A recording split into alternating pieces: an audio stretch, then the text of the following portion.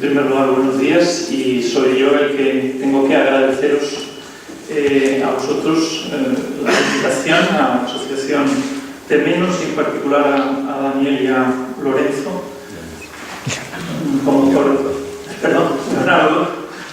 Leonardo como coordinadores de la asociación, la invitación que me habéis hecho para que esté aquí esta mañana para hablar de esta cuestión como clausura del ciclo de debate sobre el tipo de arquitectura que habéis desarrollado durante el trimestre anterior, ¿no? Y tengo que decir que para mí es un motivo de alegría y de esperanza encontrar en los tiempos que corren un grupo de estudiantes como vosotros interesados por el estudio de la dimensión teórica de la arquitectura, porque en fin, los temas que habitualmente preocupan a los alumnos, al menos en mi experiencia, discurren por otros derroteros, ¿no? No sé si es una cuestión de la Escuela de Sevilla, pero esa es mi experiencia, ¿no? Sin embargo, estoy convencido de que no es posible hablar de la arquitectura al margen de un determinado modo de entenderlo. Porque, en fin, una cierta teoría es necesaria, ¿no? La componente cultural es absolutamente nuclear en la arquitectura. Los aspectos técnicos, por muy importantes que sean, y lo son, yo entiendo que son siempre secundarios, en el sentido de que consiguen una determinada respuesta ante un problema, pero lo primario es siempre el planteamiento del problema. Y solo posicionándose de una determinada manera ante el problema es posible encontrar la respuesta justa. Y ese posicionamiento es inevitablemente de naturaleza teórica. También por eso he venido con mucho gusto a Valladolid para hablar de un tema tan aparentemente extemporáneo como el del tipo en la tendencia. No es quizá una cuestión, al menos en este momento, de actualidad. Después de lo que acabo de decir, creo que comprenderéis que no voy a orientar mi exposición, digamos, en la faceta historiográfica de este problema, sino intentaré hacerlo más bien en la faceta teórica.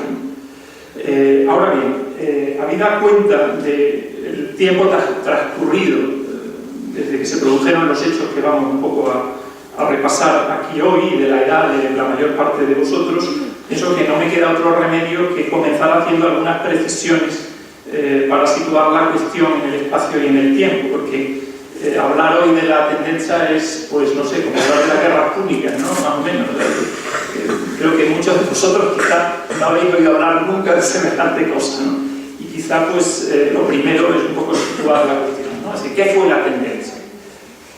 Bueno, pues bajo ese nombre conocemos un movimiento colectivo surgido en Italia alrededor del arquitecto milanés Aldo Rossi, cuyas actividades se desarrollaron en los años 60 y 70 del siglo pasado.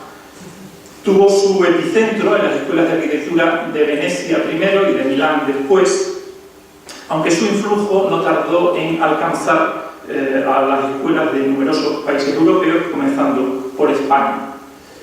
Junto a Rossi jugaron un notable papel en el movimiento dos arquitectos, Carlo Imonino y Giorgio Grassi, a los que también voy a referir en algún momento de la intervención. Ese movimiento se caracterizó por haber planteado una ambiciosa refundación disciplinar de la arquitectura, tomando como cuestiones básicas el fundamento tipológico de la arquitectura, la relación de los edificios con la ciudad o el papel de la historia como material de proyecto. Es claro que todas estas cuestiones tienen una estrecha relación entre sí y que cualquiera de ellas podría servir como hilo conductor para hacer una exposición más o menos sistemática de las ideas de la tendencia, pero yo me voy a centrar naturalmente en la cuestión de la tipología porque es el tema del ciclo que estamos clausurando, aunque de un modo o de otro tendré que hacer referencia a los demás asuntos, ¿no? Como decía, no pretendo hacer la historia de aquella película, ¿no? Mi intención es más bien repasar lo que en su día fue un movimiento de gran calado cultural y de notable impacto en la docencia y en la investigación arquitectónica, con el fin de subrayar algunos temas que considero útiles para el debate actual. Y lo haré sirviéndome de los tres ejes en torno a los cuales fue desarrollada la reflexión sobre el tipo en el discurso teórico de la tendencia. La teoría de la arquitectura, por un lado, la teoría de la ciudad, por otro, y la teoría del proyecto.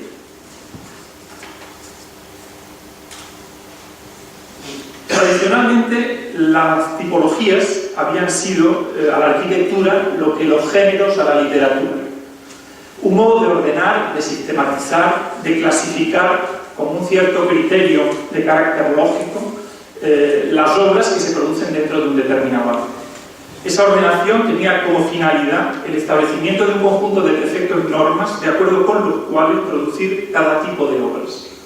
En la arquitectura, la tipología permitía clasificar los edificios en tipos. El criterio habitualmente utilizado para llevar a cabo esa clasificación era el referido a la actividad a la que cada edificio se destinaba. La casa, el teatro, el templo, la escuela, la fábrica, etc.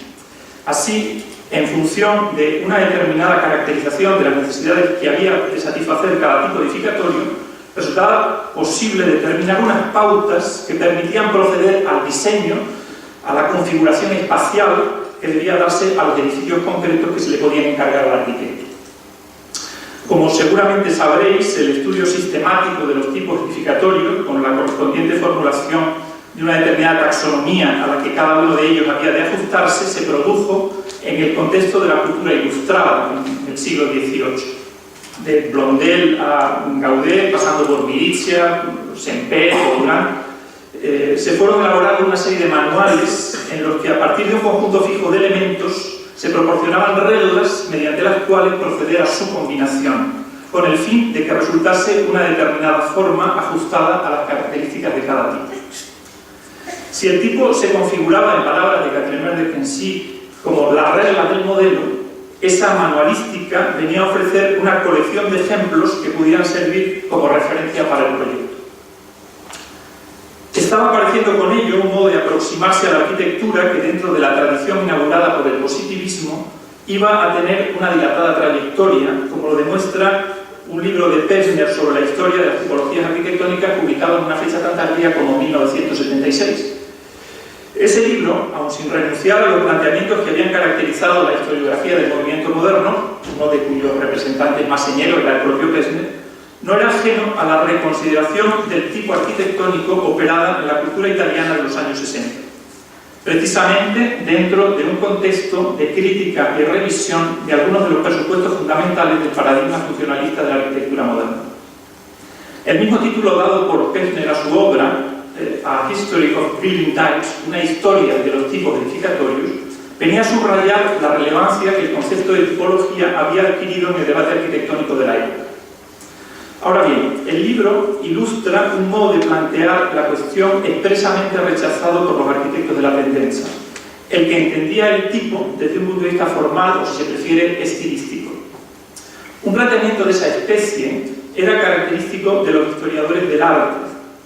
La orientación, por ejemplo, de un artículo de un conocido historiador del arte italiano, Giulio Carlo Argan, aparecido ese artículo en 1962, cuyo mérito fundamental para la historia que aquí estamos contando es que sacó a la luz la definición ilustrada de tipo,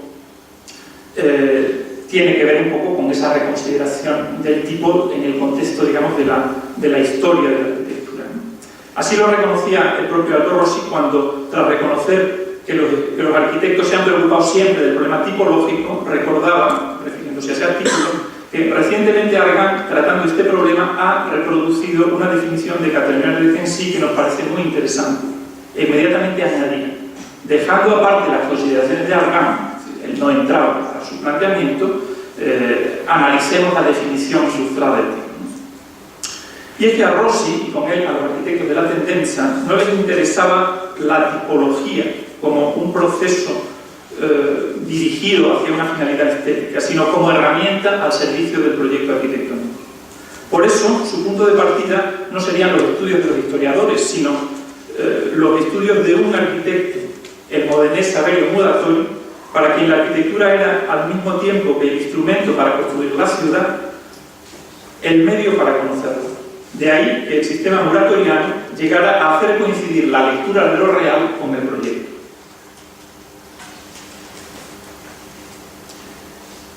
¿Cuándo y por qué entró en contacto Rossi con esos estudios tipológicos?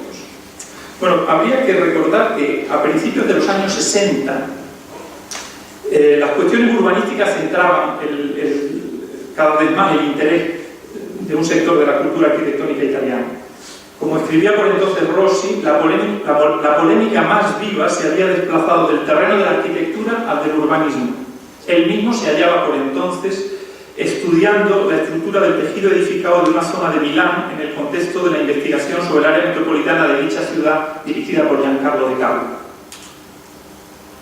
Pues bien, las relaciones entre la morfología urbana y la tipología edificatoria explicitada por Muratori en sus estudios sobre la historia urbana de Venecia fueron la clave metodológica para el desarrollo de ese trabajo que Rossi tenía encargado.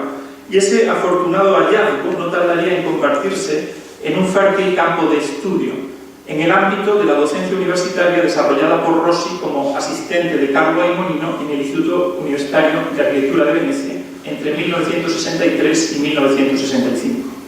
Fueron 3 cursos académicos de intensa colaboración entre ambos que culminarían en el célebre libro colectivo sobre la ciudad de Padua. Pero antes de entrar a precisar el modo en que Rossi y la tendencia desarrollaron ese discurso morfotipológico introducido por Muratori en la cultura italiana, hay que decir quizá algo sobre el enfoque con que aquella generación de arquitectos se enfrentó a las cuestiones que la arquitectura tenía planteadas. Por entonces eran todos unos jóvenes arquitectos que no tenían un interés especial en las cuestiones de orden práctico vinculadas al ejercicio de la profesión, sino que sobre todo querían participar en la batalla de las ideas a través de la arquitectura. Su preocupación principal era, pues, de índole cultural y su aproximación a los problemas de carácter fundamentalmente teórico. Y esa inquietud la encauzaban a través de sus escritos en la revista Casabella, de cuyo equipo de redacción formaban parte. Eran unos arquitectos que escribían mucho y construían muy poco, casi nada.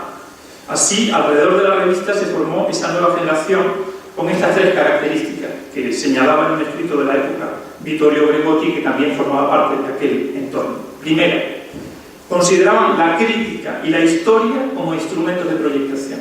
Segunda, utilizaban directamente el razonamiento teórico como razonamiento del proyecto. Y tercera, pensaban en la arquitectura como conocimiento, rehusando separar teoría y realidad. Sin tener esto presente, puede resultar difícil comprender lo que voy a exponer a continuación y por eso acabo de señalar. El punto fundamental que distinguía el modo de enfocar la cuestión tipológica por parte de los arquitectos frente a los historiadores era el convencimiento de que los edificios podían ser comprendidos solo, únicamente, dentro del tejido urbano del que formaban parte. El tipo aparecía como el eslabón que permite vincular la arquitectura a la ciudad, no solo en cuanto marco físico en el que los edificios estaban situados, sino sobre todo como manifestación del carácter social colectivo del hecho arquitectónico.